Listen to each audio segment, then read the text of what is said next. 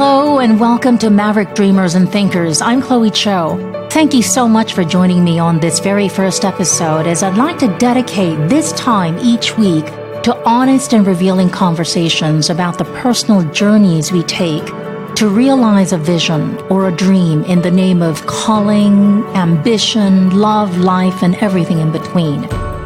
So much of life is about the big chase, in pursuit of a big dream, an ideal lifestyle, or objects of desire, whether that's something or someone for that matter. Life has plenty of its enduring moments, and there's so much we can learn from each other. As many of us struggle to find a purpose and meaning in life amid the ups and downs, don't you often ask yourself, what is my destiny in this chaotic and uncertain world? What is the true meaning of life? Why am I here? How do you find your place and purpose? These are some of the points that'll often creep up in our reflections and discussions here. As we embark on this journey together, here's a little bit about me. I've been in television since I was a teen, and it is still my big passion. Would you believe me if I told you that I got on air by chance just a year or two after I awoke from a coma? Life can be so interesting in many ways. I've been a hopeless daydreamer since I was a kid, and I'm still not done. As someone who spent a great deal of her journalistic career chasing after the next big story, or the next big thing, I've learned along the way that oftentimes that real stories are in our midst. As we learn how those who stumble and get back up again aren't only the brave or the courageous, I hope that you'll get great revelations and insights here as we learn to enjoy life's every moment. As we kick off the first episode, I'd like to share my own personal story entitled, At the Edge of a Cliff to Heaven and Back.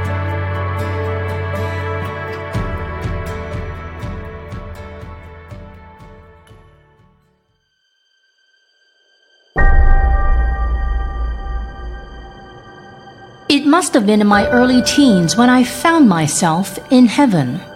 My entire surroundings were in pitch white, and a panoramic perspective unfolded before my eyes. Ah, this is what heaven looks like, I chuckled, as clouds floated by harmoniously. In what was probably due to the climate in the upper atmosphere, it seemed very cold, and the wind chills made it seem even colder. I pinched myself a couple of times just to make sure that I was in the coveted kingdom. My cheeks nor arms had no sensation, which reassured me that I had finally made it. But my gut instincts told me that something just wasn't right. Feeling dazed and puzzled, I wondered if it was possible that I could be stuck somewhere in a halfway place.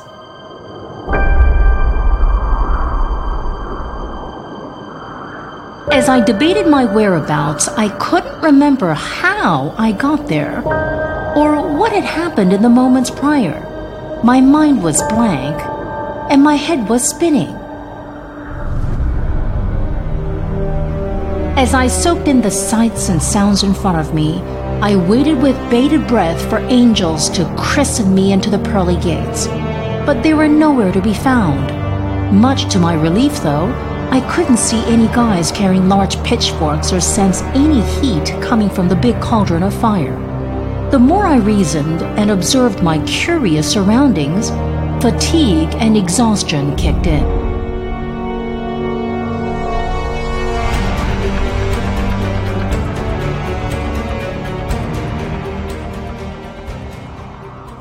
I woke again. I was still in the same place. Nothing had changed except for a pang of hunger piercing my stomach. The only thing that could distract my mind was a pair of birds flying at a distance. Although I was disappointed that the heavenly feathered creatures looked exactly the same as the ones I'd seen back on Earth.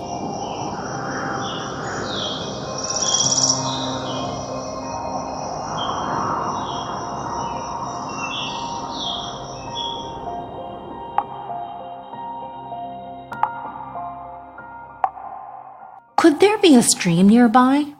The drops were almost melodious to the otherwise tranquil atmosphere. Where could the sound be coming from?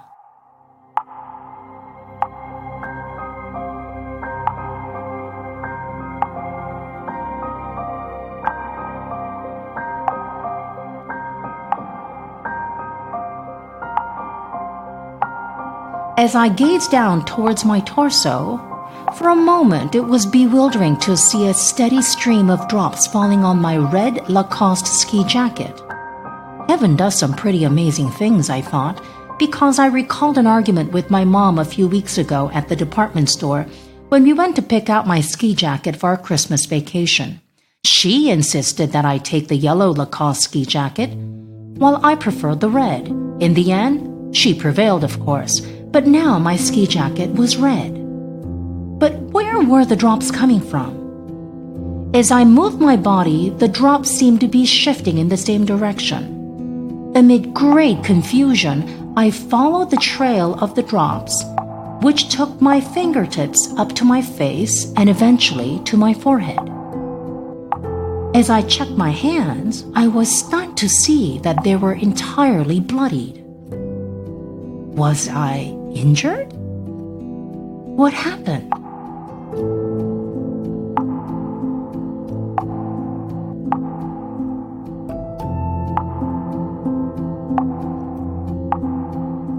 Determined to solve this mystery as I slowly observed my jacket from left to right, I was startled to see that my sleeves were still in yellow.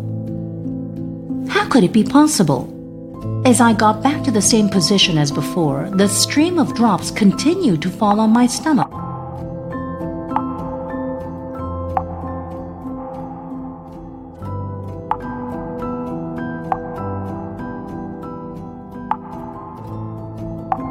Was I bleeding?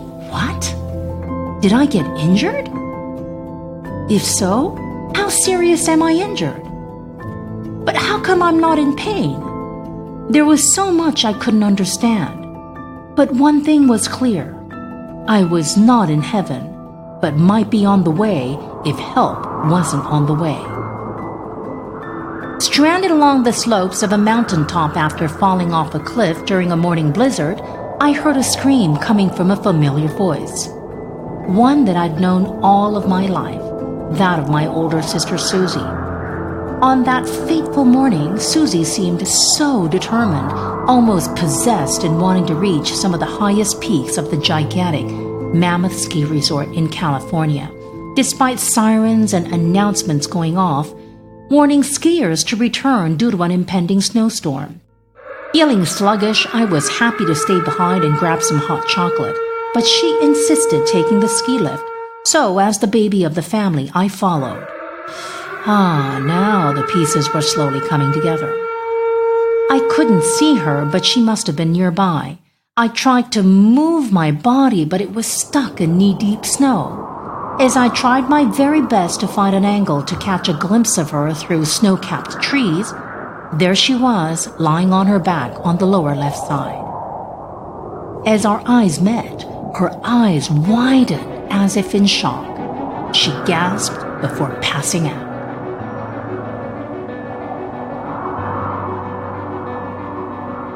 For the next half an hour or so, we took turns drifting in and out of consciousness before she could work up the strength to shout for help. Help! Somebody help us!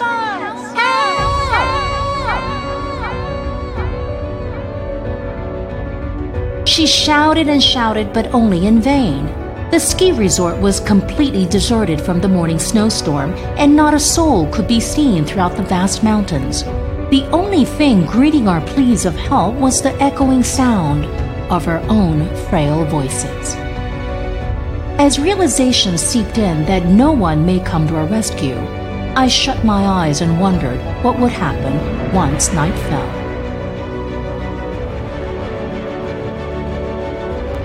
It was a hopeless situation as my sister and I fought for our lives near the top of a snowy peak at Mammoth Mountain in California, with the two of us stranded in an out-of-bounds area away from the main runs after a record blizzard that emptied the entire ski resort.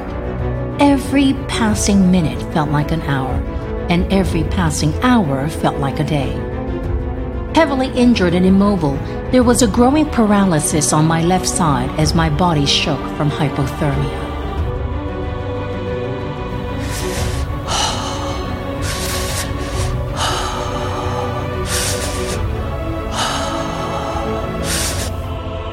A myriad of thoughts floated in my mind. What happens now? Wasn't I too young to die? Flashbacks of what happened at the final moments before my big tumble swept my blurred vision. My sister and I ended up at a dead end after walking for what seemed like an eternity in harsh morning weather where visibility was extremely low. Unable to advance beyond the no trespassing sign, our only option was to head back to where we got off the ski lift, which was at least 45 minutes away by foot.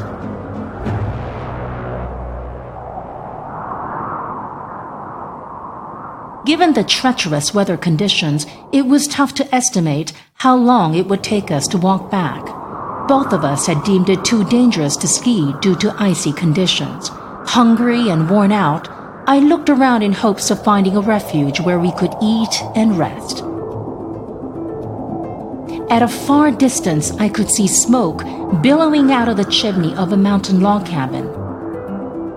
The sight sent me into a daydream about a nice warm meal with some hot chocolate.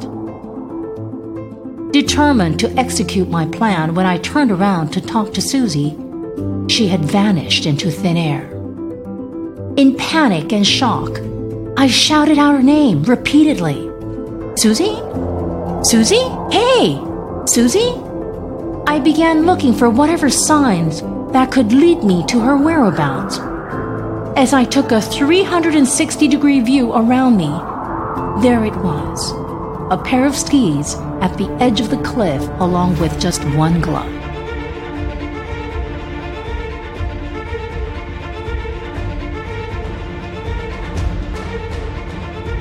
I slowly and carefully advanced a few steps forward to check if I could at least see where she had fallen.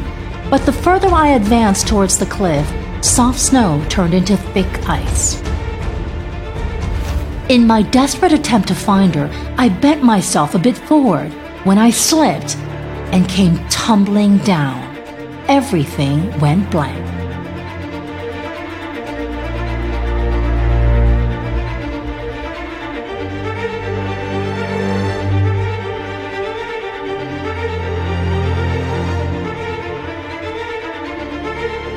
Dehydrated and wounded just when I had given up, I heard an unfamiliar male voice. Is everything okay? There was a sound of annoyance in the guy's voice as he spoke to Susie. I came all the way up here after hearing your voice. Why didn't you just walk down? You seem alright. My sister must have gestured towards me as I heard footsteps coming closer before I heard. Oh my gosh! The skier who had heard her cries for help was our good Samaritan. He guided the paramedics to our location about an hour later, and we were in an ambulance. When we arrived at the nearest hospital, my sister kicked up a storm, drawing hordes of interns and residents who rushed to her bedside to calm her.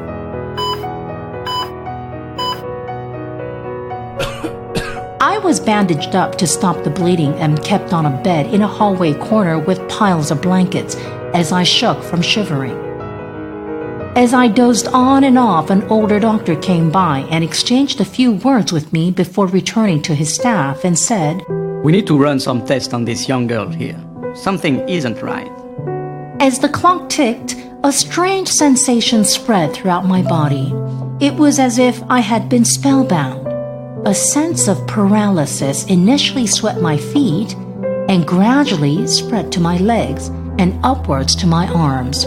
Before I knew it, I was paralyzed from the neck down and bewitched by an incredible desire to fall asleep. Whatever the nurses and doctors said, all became a sweet blur. An elderly blonde nurse began slapping my cheeks as part of her frantic efforts to keep me alive and awake. She broke down. "Baby, if you fall asleep now, you're not gonna make it." Despite the drama around me, I was strangely at peace and at ease.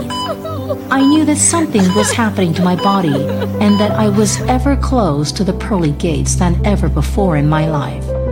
Part of me was upset at my sister for taking me to the mountaintop. Another part of me wanted nothing but to sleep. Unable to fight off my desires to sleep, I regretted at having been a coward for much of my life. There were so many things that I wanted to do, yet never worked up the courage. I vowed here that if I get to live, I would live my life differently as tears streamed down my face.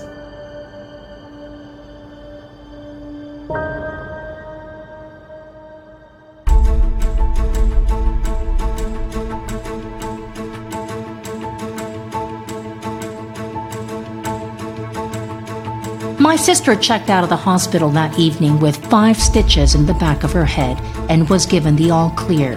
Meantime, I had to be medevaced within 24 hours to the largest hospital that had a brain surgeon.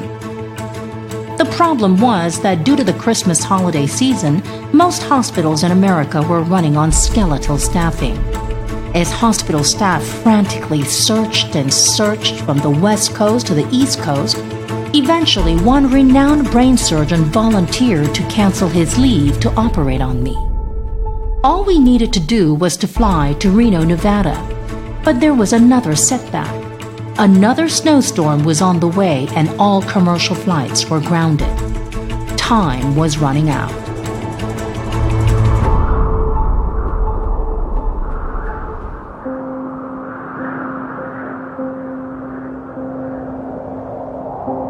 Our only remaining option was to hire a helicopter.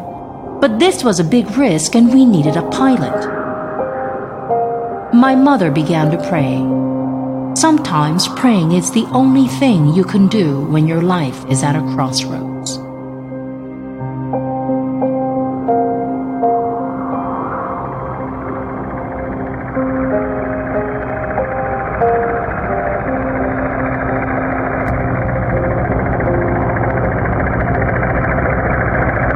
Close to midnight, a helicopter was able to take off, ferrying me, a nurse, and my mother to Reno, Nevada, through a very bumpy and volatile ride.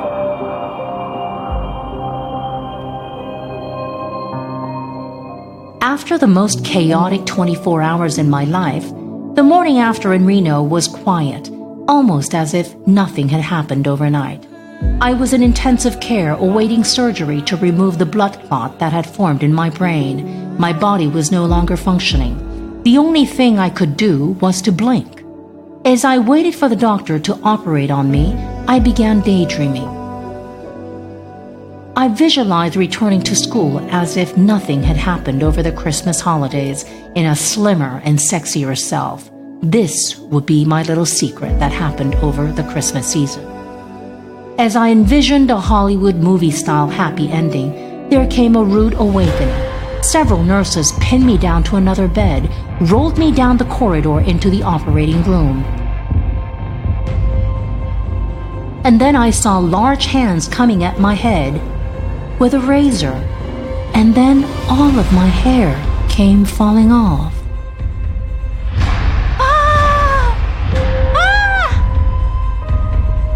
I wanted to resist, shout, and scream. This wasn't part of the deal. You never told me that you'd shave off my hair. No matter how much I resisted, screamed, and yelled, nothing came out of my voice.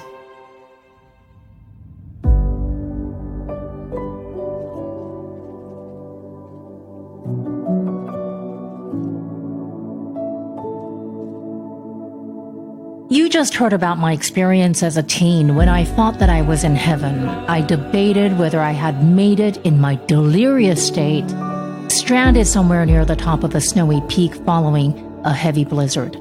And in case you weren't able to fully grasp the big picture, my older sister and I got lost, arrived at a dead end. She fell first and I followed suit. Feeling delirious, I had to pinch myself many times to determine whether I was dead or alive. Long story short, my sister and I were miraculously rescued, yet it's amazing how our paths completely diverged. She checked out of the hospital with just 5 stitches in the back of her head, while I was placed in an induced coma. With the benefit of hindsight, after having digested the event over a number of years, it's really interesting how when we are going through life and death matters, we tend to tell ourselves, if only we could get through the storm, everything would be okay. We'd be grateful. If only I can live, I'd do anything to thank the world, and on and on. But in actuality, what happens to most of us based on my own personal experience is that once we survive a life or death ordeal, it doesn't take long before our focus moves on to the trivial.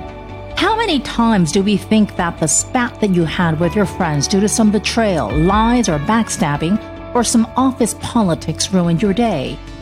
And you feel like you're having your worst day. This probably explains why we tend to drown our sorrows in alcohol, go through substance abuse, or some form of addiction, because we feel like we are at the bottom of the pit. I bring this up because many of the struggles and battles are being waged in our mind, and it's not even a life or death matter. I remember when I awoke from a coma, I asked for a mirror because usually, in these kind of situations, there are no mirrors in hospital rooms to prevent patients from getting discouraged or depressed after seeing themselves. But I wanted to see myself, so I asked for a small hand mirror. When a nurse brought it for me, I was so startled at my own sight. There were so many tubes going in and out of my heavily bandaged head, I looked like a Martian, and it was depressing. That wasn't all. Even though I had blood successfully drained out of my head, I still had a lot of other things that needed to be fixed. My forehead needed reconstructive work. My left arm and leg were still paralyzed due to hypothermia and frostbite. And my hips were immobile because of a fracture on its tailbone, and on and on. It was a miracle that I didn't lose my right eye. During this ordeal, every day I told myself, if I could just get these bandages off, if I could just get my arm and leg to move, or if I could just be able to take a shower on my own, if I could just get out of this wheelchair. But once I managed to resume school relying on a cane, do you know that I became more miserable than before, when I was more or less a vegetable? Amid the daily stresses in life, the question that I have for us all is, how can we live the days of our lives to the fullest, amid the ups and downs? How do we take things one at a time and enjoy the journey, however topsy-turvy it may be? Once I showed up at school with a cane and an ill-fitting wig, I was bullied, and the school bullies eventually yanked the wig off my head, turning me into a laughingstock. I learned then and there that sometimes there is no place to hide, and that I needed to confront the realities, however horrible they were, and be brave and bold. What if I told you that about a year after my ordeal, I got in a car accident which left me in physiotherapy for months? Many years have passed since those two back-to-back accidents reshaped my life and my outlook on life. Life is a roller coaster, and its unexpected twists and turns can take us off guard. But as much as life is full of surprises and irony, I also believe that what life takes away, it also gives back, as you are about to find out from the many stories here on Maverick Dreamers and Thinkers. As I record this session in sunny Singapore, halfway around the world from where I grew up and where this whole incident happened, I can tell you that so much of life is unpredictable at best. Would you believe that I moved to Singapore after I had signed up to go to Iraq to cover the war? The behind story of what happened there, now that's for another episode. There is a motto that I've kept close to my heart for so many years. If you think it, you can achieve it. If you can dream it, you can become it. This was the class slogan in my 8th grade at the school where I got my wig ripped off by bullies and learned to walk again. Yet, I still keep this motto close to my heart. And hey, I'm still standing, and so are you.